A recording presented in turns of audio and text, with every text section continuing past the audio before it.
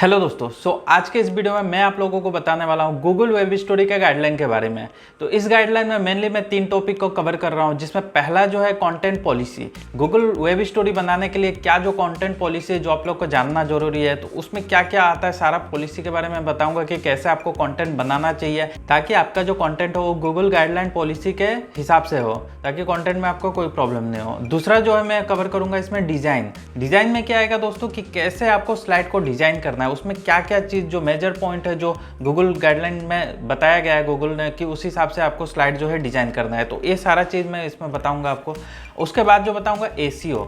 Google guideline में जो ACO main points जो बताया गया है, जो एसीओ आप फॉलो करेंगे, फॉलो करके आप का जो गूगल वेब स्टोरी डिस्कवर में जाएगा, फिर वहाँ से ट्रैफिक काफ़ी अच्छा आएगा। तो उस एसीओ में क्या क्या है, किस तरीके से आपको काम करना है, सारा चीज़ इस वीडियो में मैं कवर करूँगा। वीडियो शुरू करने से पहले अभी तक अगर आप चैनल में नए हैं और चैनल को सब्सक्राइब नहीं किया तो जल्दी से जाकर सब्सक्राइब करके आप बेल आइकन दबा दीजिए। और दोस्तों, अगर आप गूगल वेब स्टोरी के बारे में और भी अगर जानना चाहते हैं तो आप मेरे चैनल में विजिट करें। मेरे चैनल में देख लीजिए, यहाँ पे बहुत सारा वीडियो जो है मैं गूगल वेब स्टोरी के बारे में ही बताया, वहाँ पे कंप्लीट डिटेल आपको पता चल जाएगा। आपको अगर मालूम नहीं गूगल वेब स्टोरी क्या होता है, कैसे काम करना है, क्या उसका अर्निंग प्रूफ है, तो सब मेरे चैनल में मिल जाएगा। आप सिंपली प्लेलिस्ट में जाइए, प्लेलिस्ट में गूगल वेब स्टोरी एक प्लेलिस्ट मिल जाएगा। उस प्लेलिस्ट में आप देख सकते हैं 19 वीडियो है, सारा वीडियो आपके काम का मिलेगा।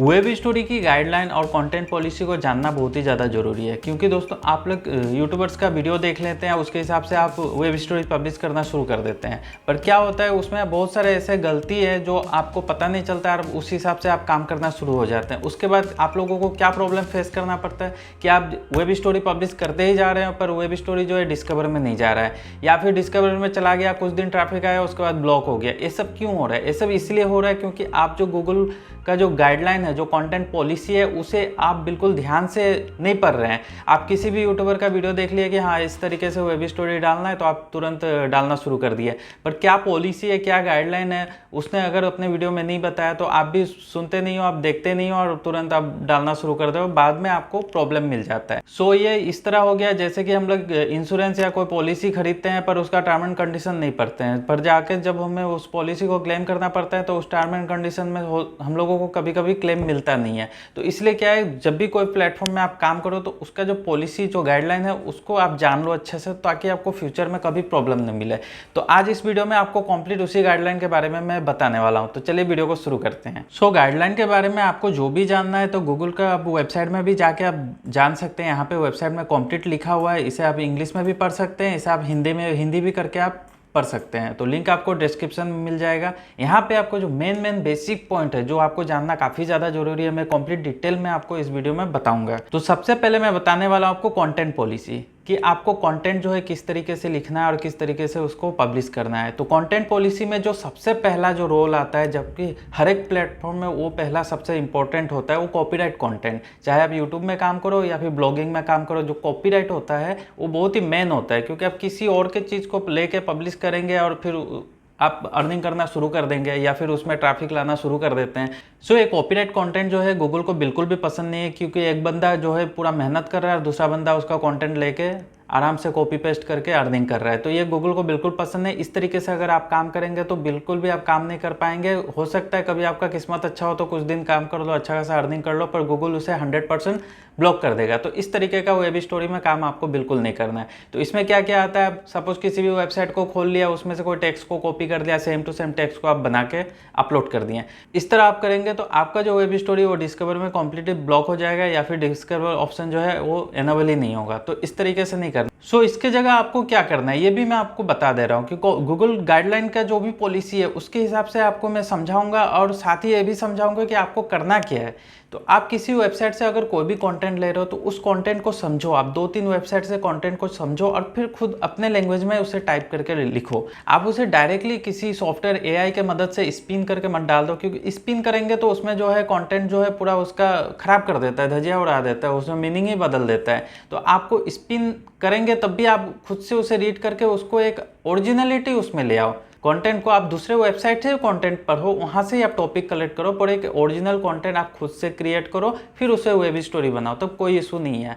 सो अब बात करते हैं इमेज की। तो इमेज आप कहाँ से लाएंगे? तो इमेज के लिए 2-3 फ्री वेबसाइट है जो मैं आपको बता दे रहा हूँ। तो इन वेबसाइट से जो है आप इमेजेस फ्री में ला सकते हैं। साथ ही आपको गूगल वेब स्टोरी में भी बहुत सारे ऐसे इमेजेस आपको मिल जाएगा जहाँ से आप फ्री में इमेज जो है यूज कर सकते हैं। और उसके अलावा भी कुछ सेलिब्रिटीज़ हो गए, कुछ मूवी का रिव्यू वगैरह आप अगर कर रहे हैं, उसके लिए आपको अगर इमेज का ज़रूरत पड़ता है तो वो इमेज आप कहाँ से लाएंगे? तो आप गूगल से ही इमेज ले सकते हैं। जैसे कि गूगल में कोई भी इमेज अगर मैं ले लेता हूँ यहाँ से, सपोज यहाँ पे किसी एक सेलिब्रिटी का इमेज अगर मैं ले लेता हूँ, तो वो जहाँ से आप ले रहे हैं उन साइट का जो है उसे क्रेडिट देना पड़ेगा।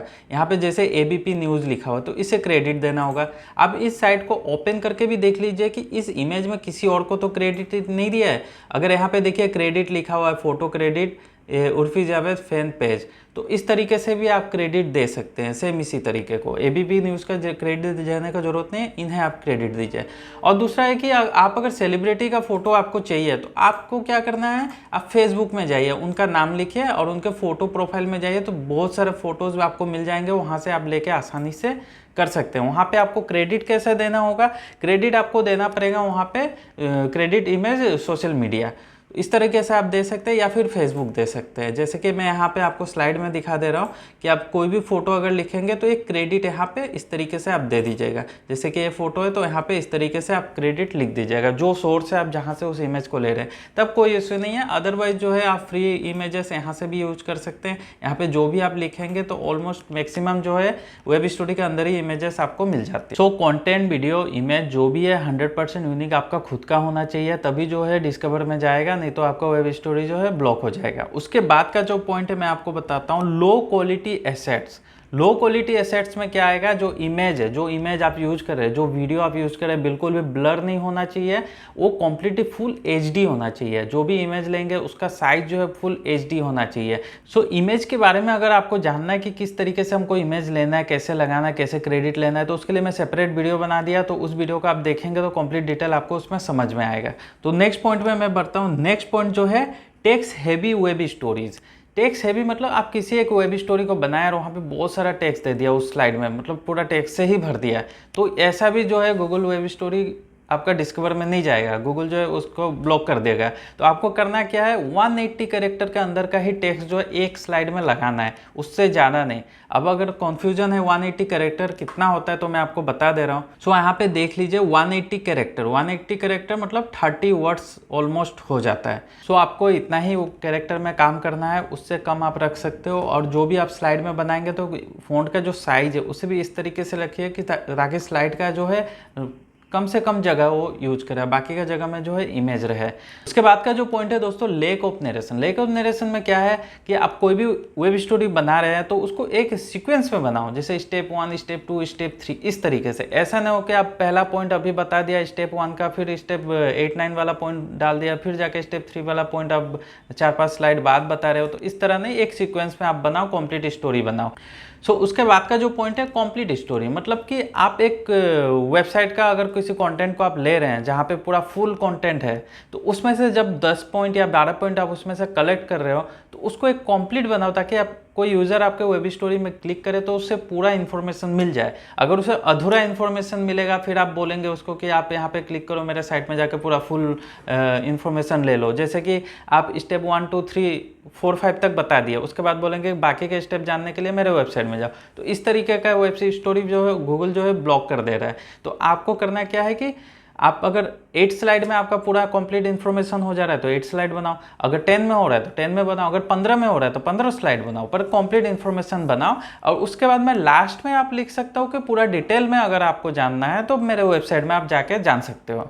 उसके बाद का जो पॉइंट है ओवरली कॉमर्शियल, उसमें क्या होता है दोस्तों, आप अगर वेब स्टोरी इस टाइप के बनाएंगे जहाँ पे कोई अमेजोन का एफिलिएट मार्केटिंग आप कर रहे हैं, किसी प्रोडक्ट के बारे में बता रहे हैं, फिर आप लिख देंगे वहाँ पे कि इस प्रोडक्ट को खरीदने के लिए यहाँ पे क्लिक करो, बाय नाउ का लिंक लगा देंगे, वो जाएगा अमेजोन में, फिर वहाँ से परचेस करेगा। तो इस तरीके का वेब स्टोरी भी आपको नहीं बनाना है। किसी प्रोडक्ट के बारे में आप बता रहे हो कि ये प्रोडक्ट बहुत ही अच्छा है, इसका फैसिलिटी ऐसा ऐसा है, इसको खरीदने के लिए आप इस जगह लिंक में क्लिक करो। अगर आप प्रमोशन कर रहे हैं किसी दूसरे प्रोडक्ट का या फिर किसी किसी दूसरे वेबसाइट का प्रमोशन कर रहे हैं तो वो भी गूगल वेब स्टोरी जो है ब्लॉक हो जाता है, वो डिस्कवर में बिल्कुल नहीं जाता है। सो अगर आपको एफिलिएट प्रोग्राम करना है, किसी प्रोडक्ट को सेल करना है वेब स्टोरी का जरिए, तो आपको कैसा करना है, उस प्रोडक्ट का पूरा डिटेल लिख दो।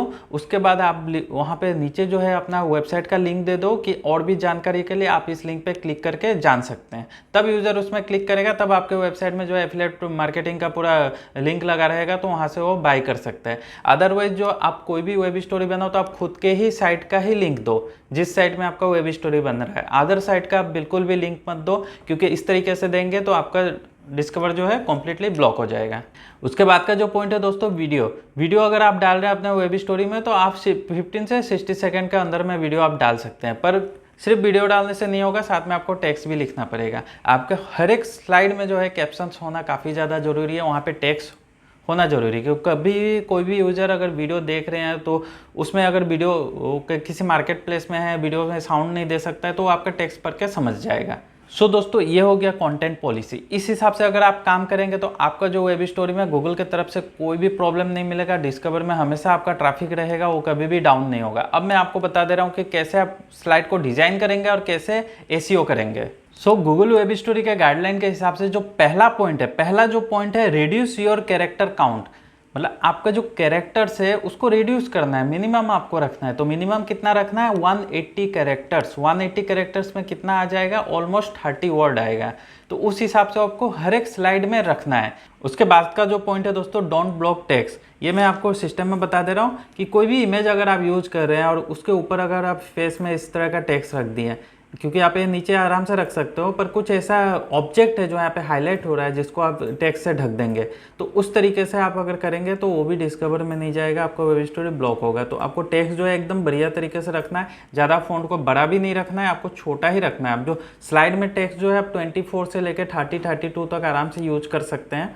तो इस तरीके से आप करिएगा। उसके बाद जो पॉइंट है दोस्तों, keep text with in bonds. तो इसको आपको क्या करना है, ये जो रेड कलर का एक लाइन दिखेगा, ये जो रेड कलर का लाइन आप देखिए, ये जो सेफ्टी लाइन है टेक्स्ट के लिए, तो इसके अंदर ही आपको टेक्स्ट रखना है। अगर इसके बाहर भी रखेंगे तब भी गूगल डिस्कवर में ये नहीं जाएगा, प्रॉब्लम करेगा।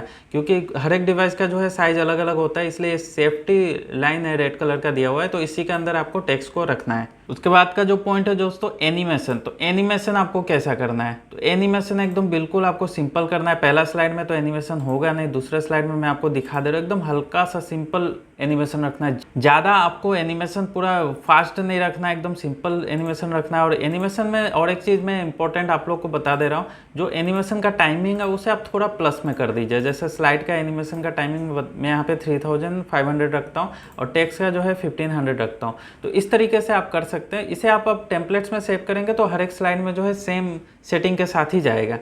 एनिमेशन के लिए यहाँ पे गाइडलाइन में क्या बताया कि किसी अगर एनिमेशन को आप एकदम फास्ट कर देंगे, जैसे कि एनिमेशन देखिए कुछ इस तरीके का फास्ट कर देंगे, पूरा रोटेट कर देंगे टेक्स्ट को, तो उस टाइप का जो है कंटेंट बनाएंगे तो वो भी डिस्कवर में नहीं जाएगा। इसलिए एनिमेशन जो है आपको परफेक्ट वे में रखना है। और इसमें मैं आपको कुछ इंपॉर्टेंट टिप्स मैं आपको बता दे रहा हूँ। जैसे कि ये स्लाइड मैंने डिजाइन किया, तो इसको फर्स्ट टाइम एनिमेशन आप दे दीजिए। एनिमेशन देने के बाद आप टेम्पलेट्स में जाइए, टेम्पलेट्स में जाके इसे सेव कर दीजिए। और क्या करना है आपको, हर एक स्लाइड का जितने भी आप बनाएंगे, हर एक स्टोरी का, तो अलग अलग टेम्पलेट्स आप बना लीजिए और सेव कर लीजिए। तो क्या करना है, डायरेक्टली टेम्पलेट्स में क्लिक करेंगे तो सबका अलग अलग स्टाइल में एनिमेशन खुल जाएगा। उसके बाद आप ये प्लस वाले टेम्पलेट्स में डुप्लीकेट कर करके आप 10 स्लाइड 8 स्लाइड जितना बनाना है बना सकते हैं। तो इस तरह हर एक का डिज़ाइन आप अलग अलग रख लीजिए। तो ये करेंगे तो काफ़ी ज़्यादा फायदा आपको मिल जाएगा। उसके बाद का जो पॉइंट है वो बहुत ही ज़्यादा इंपॉर्टेंट है, वो भी जानना आपको ज़रूरी है। वो क्या है कि ये जो टाइटल है, टाइटल आपको रखना है 70 कैरेक्टर। 70 से 90 कैरेक्टर आप रख सकते हैं, पर गूगल जो है गाइडलाइन वो रिकमेंड कर रहा है कि 70 कैरेक्टर, आपको 70 कैरेक्टर ही रखना है। तो क्या होगा, जितने भी वेब स्टोरी है, जो वेब स्टोरी जो यहाँ पे शो होता है, तो ये सब वेब स्टोरी जो है सब ये डॉट डॉट ऑप्शन यहाँ पे नहीं आएगा, कंप्लीट रहेगा। तो इसलिए टाइटल जो है आपको 70 कैरेक्टर तक ही रखना है, तो काफ़ी ज़्यादा बेटर है। सो अब मैं बात करूँगा एसईओ की, कि एसईओ अगर आप अच्छे से करेंगे तो आपका जो ट्रैफिक जो है काफ़ी अच्छा आएगा, आपका स्टोरी जो है काफ़ी ज़्यादा वायरल होगा। तो उसमें आपको क्या करना है, कुछ मैं अपने तरफ से भी टिप्स दूंगा, कुछ गाइडलाइन के हिसाब से भी बताऊँगा। तो जो पहला है, प्रोवाइड हाई क्वालिटी कंटेंट। तो इसमें है इंपॉर्टेंट है कि हाई क्वालिटी कंटेंट देना है। हाई क्वालिटी कंटेंट में क्या हो गया, जो पहला तो कॉपीराइट फ्री आपको कंटेंट लिखना पड़ेगा, 100% यूनिक होना चाहिए, फुल एचडी इमेज होना चाहिए, वीडियो भी फुल एचडी होना चाहिए, और स्लाइड का जो डिज़ाइन है, टेक्स्ट साइज, जैसे कि फ्रंट पेज, पहला में एनिमेशन नहीं होगा, पर टेक्स्ट का जो साइज है आपको रखना है 36 से ऊपर। 36 से प्लस क्यों रखना है आपको, क्योंकि ये H1 है, ये टाइटल का काम करता है। और सेम टाइटल आपको यहाँ भी रखना है और सेम टाइटल आपको फ्रंट पेज में भी रखना है। उसके बाद से आप जो है अपना स्टोरी स्टार्ट करिए, और स्टोरी में जो टेक्स्ट का साइज है एकदम आप अपने स्लाइड के हिसाब से, इमेज के हिसाब से ही लगाइए। वहाँ पे 24 भी हो सकता है, मिनिमम 24, उससे आप कम मत करिए। 24 से लेकर आप 32 के अंदर आप कोई भी इमेज साइज चूज कर सकते हैं। उसके बाद का जो पॉइंट है दोस्तों, keep the title short. Keep the title short में क्या है, छोटा टाइटल आपको लिखना है। छोटा टाइटल कितना होगा, 90 कैरेक्टर से कम, गाइडलाइन के हिसाब से 90 कैरेक्टर से कम होना चाहिए। पर परफेक्ट जो टाइटल साइज है वो होना चाहिए 70 कैरेक्टर। 70 कैरेक्टर होने से कितना वर्ड होगा, तो आपने वर्ड काउंटर में देख लीजिए, 70 कैरेक्टर का अगर टाइटल लिखेंगे आप तो 13 वर्ड होगा। पर किसी किसी केस में जो है 70 से 80 90 भी हो सकता है। 90 से ऊपर नहीं करना, उससे कम ही करेंगे तभी जो है डिस्कवर में जाएगा, वरना क्या है कि आपका स्टोरी डिस्कवर में फिर जाएगा नहीं, ब्लॉक हो जाएगा। उसके बाद का जो पॉइंट है दोस्तों, make sure Google search can find your story.